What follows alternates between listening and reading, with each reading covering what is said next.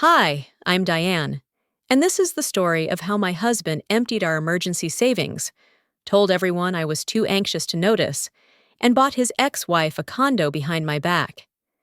It started with a bag of Halloween candy and a declined debit card, and ended with me reclaiming more than just my money. Some storms come quietly, disguised as concern.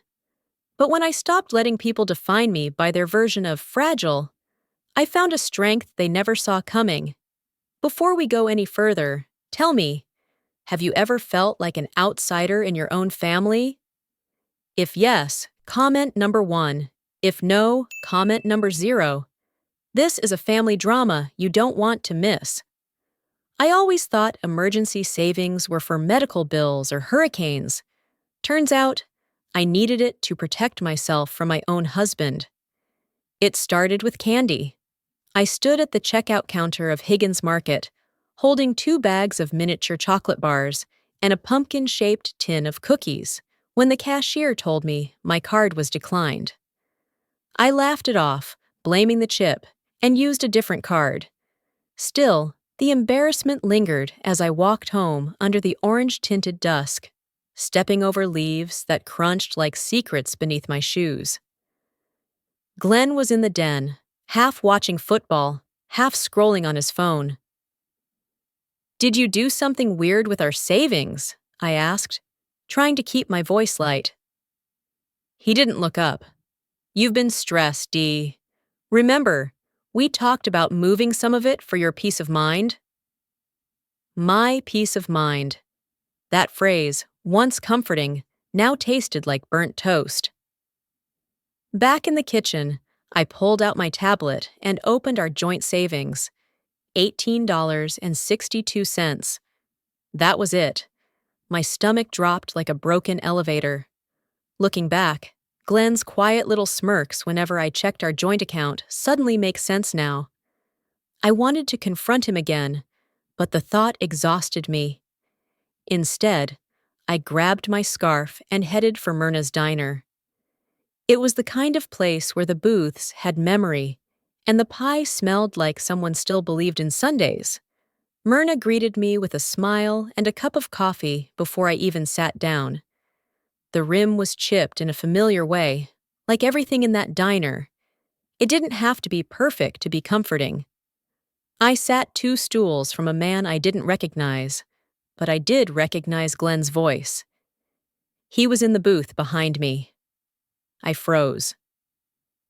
"She's been spiraling again," Glenn said, laughing low. "Thought I'd do something smart with the money. Lorraine's got that condo project down near Newport.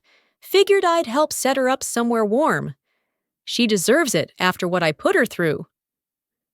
That laugh, half guilt, half pride, like he'd just explained away stealing church donations to build a treehouse. I didn't turn around. I didn't make a scene. I just finished my coffee slowly, nodded goodbye to Myrna, and walked home with the kind of cold in my bones that had nothing to do with weather. I stared at the bank app one more time that night, then quietly took out my old ledger and began to write. Step 1, get clarity. There's something comforting about ink on paper. It doesn't gaslight you. I sat on Lucy's porch with a stack of printouts, the November wind tugging at my sleeves like an impatient child. Her wind chimes clinked gently behind me, and somewhere down the block, a leaf blower droned on like a sermon you'd stopped listening to. Lucy poured cinnamon tea into mismatched mugs and handed me the one that read, "Bossy women get stuff done." "So," she said, settling into the rocking chair beside me, "you're telling me he moved nearly $50,000 without your signature, and you're supposed to believe it was for your benefit?" I slid the bank printouts toward her.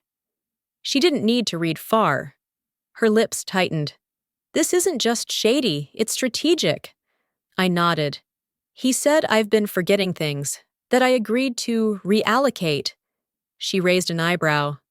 "Diane, you've been journaling your grocery receipts since 1998. You don't forget things." It hurt more than I expected. hearing someone believe me. She set the papers down, her hand brushing one of the crocheted tea cozies she'd made last winter. "Let me tell you something," she said. "When Ray got sick of me speaking up, he started making financial decisions for the household. The household, of course, being just him. Took me 2 years to realize I was a tenant in my own life. I didn't know Lucy had ever been this raw." I reached for her hand, but she patted mine instead. "I know a woman," she said. "Clarabelle. Smart. Sharp. Does pro bono work for women who've been sidelined." An hour later, we were sitting across from Clarabelle in her office that smelled faintly of lemon polish and a little like hope. Her candy jar was full of butterscotch discs, the kind my grandmother used to keep in her coat pocket. She took her time reading the documents. "This isn't carelessness," she finally said, tapping the signature line that bore Glenn's name twice, and mine not at all. "This is theft. You want to fight this, Diane?" I hesitated for half a breath, then nodded. "Yes." That night, I tucked a $50 bill into Lucy's flower pot. It wasn't much, but it was mine to give. Anxiety is a convenient label when men want women quiet. Lorraine sipped her tea slowly, eyes scanning the library cafe, as though afraid someone might recognize her. She looked good, better than I remembered, but there was exhaustion around her mouth, like she'd been biting back the truth for too long. "I was surprised to get your message," she said, setting her cup down gently. "It's been years." "I just wanted to talk," I replied. "Off the record, about Glenn." She let out a soft laugh. "Always Glenn. He has a way of circling back, doesn't he?" I nodded, watching the steam rise between us. "He told me he moved our savings to help you start a business." Lorraine's face froze. She blinked once, then leaned forward. "A business?" "He said it was a condo investment, something therapeutic for you." Her lips parted, then closed.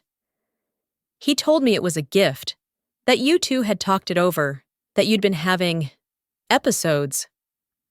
There it was, the word I'd expected, dreaded. She said it carefully, like stepping around broken glass. But the damage was done.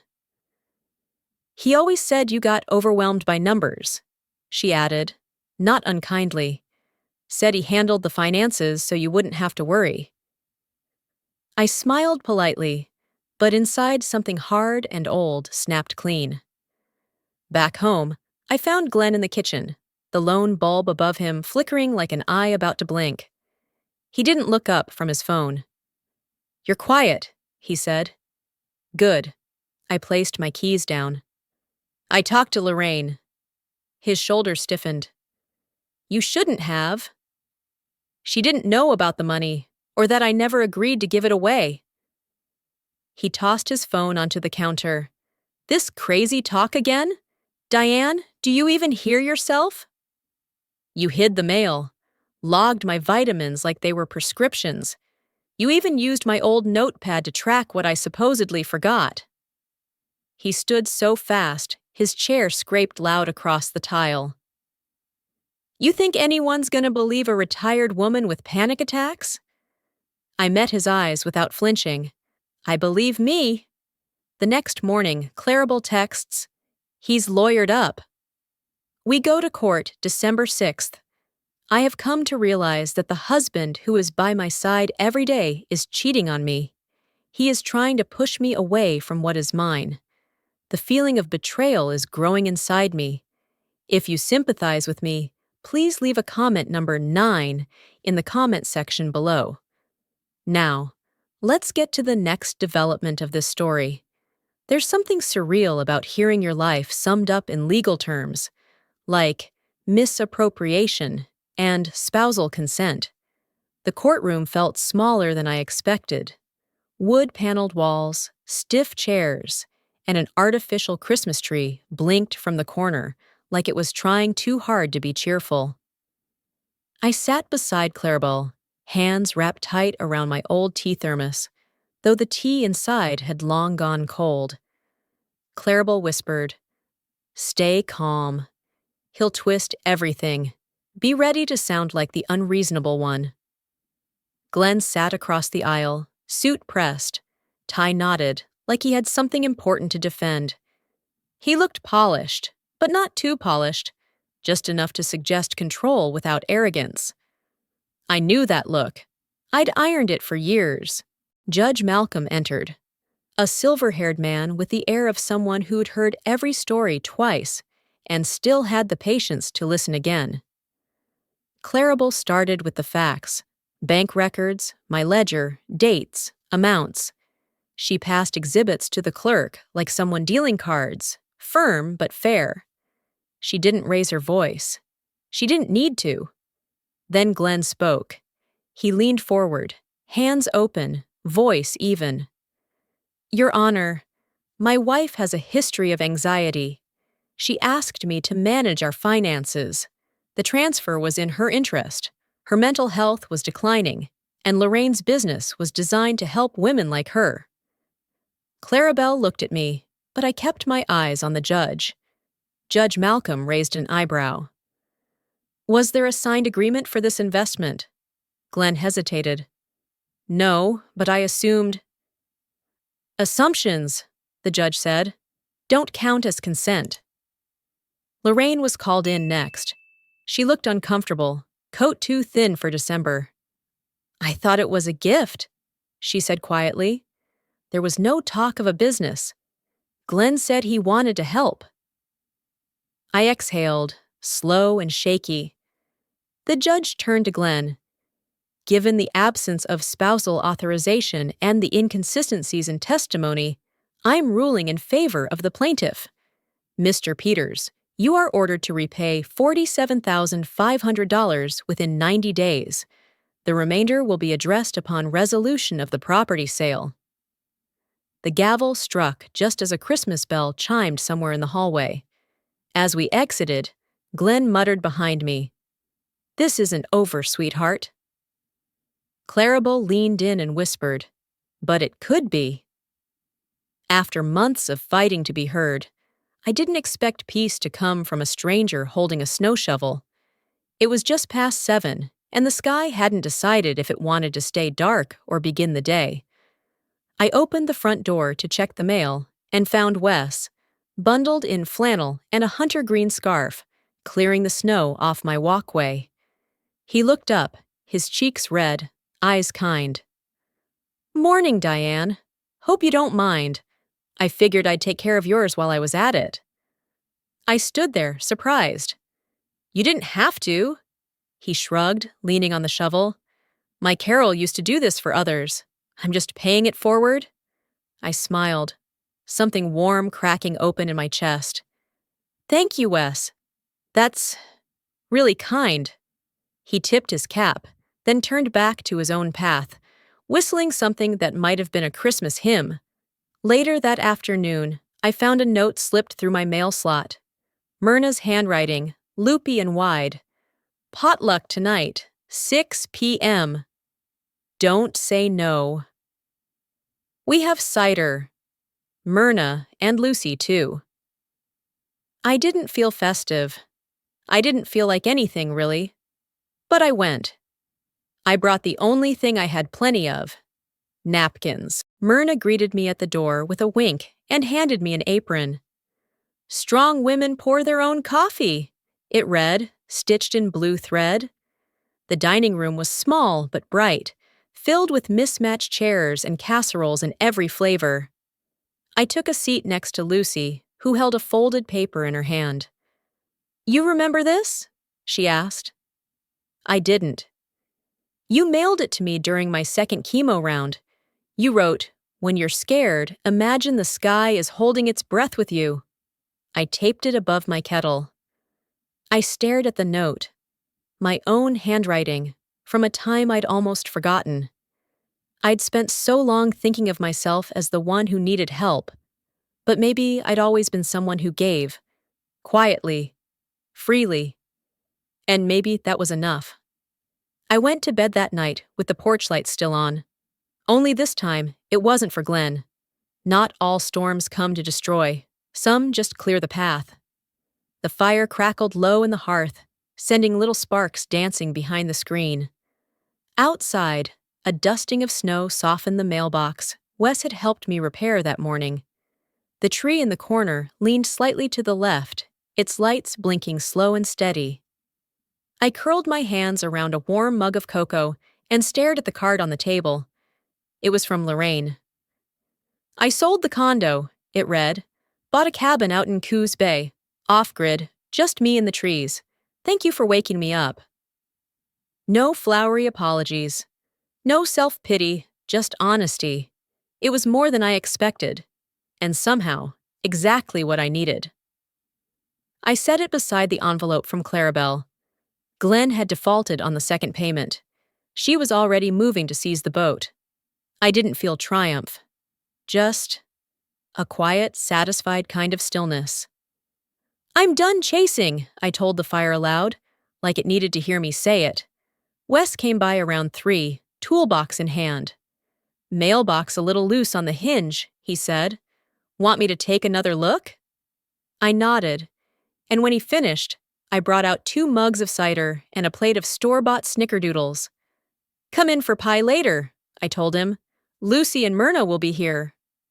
That night, the 4 of us sat around my old card table, laughing over a jigsaw puzzle of a gingerbread house that refused to align. Myrna wore her signature red lipstick, Lucy brought deviled eggs, and Wes, bless him, had no idea how to play checkers, but tried anyway. After they left, I rinsed the mugs and flipped the sign in my front window, hand-painted with the words, "The Lantern Room." It had taken weeks to get the permit, but it was mine now. A small space for tutoring kids and reading. Funded partly by what Glenn had returned, but mostly by something deeper. My own stubborn, hopeful will. I stood at my front door, lights twinkling behind me, and whispered, "Thank you, Glenn, for setting me free." There's a kind of peace that settles in when you stop waiting for others to understand you and simply choose to understand yourself. That winter, I didn't rebuild what was broken. I built something new, with quieter hands and steadier ground. Kindness, I've learned, doesn't always come with fanfare. Often, it shows up with a shovel, a pie, or a card left without a name. And when we stop judging what people look like or what they've lost, we finally begin to see what they carry. So tonight, maybe leave the porch light on, not for who's coming back, but for someone who might still be finding their way home.